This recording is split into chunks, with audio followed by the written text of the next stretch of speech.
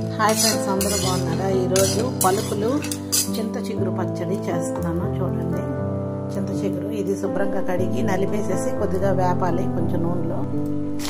ఈ చింత చిగురులోనే కొంచెం నువ్వులు కూడా వేసి వేపుతున్నాను.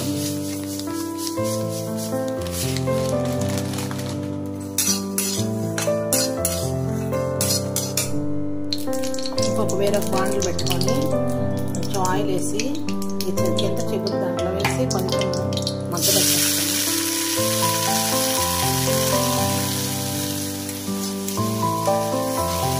మగ్గుతుంది. అలాగే పలుకులు నువ్వులు కూడా వేగిపోయాయి.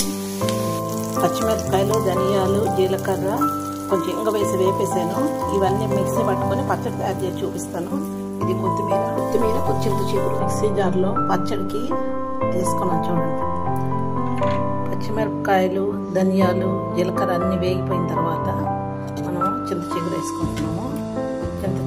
పల్లీలు, నువ్వులు కూడా వేపాం కదా, ఇవి కూడా వేసేస్తున్నాము.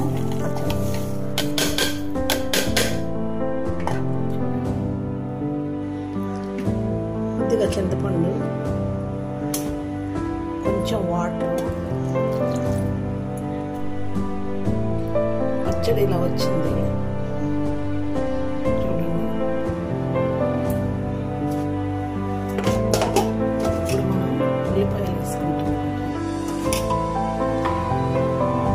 పచ్చగా ఉల్లిపాయలు వేసి తిప్పేస్తే నువ్వులు, వేసిన పలుకులు, చింత చిగురు పచ్చడి రెడీ.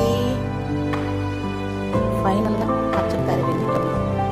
చింత చిగురు, పలుకులు, నువ్వులు పచ్చడి కాంక్షగా ఆమ్లెట్.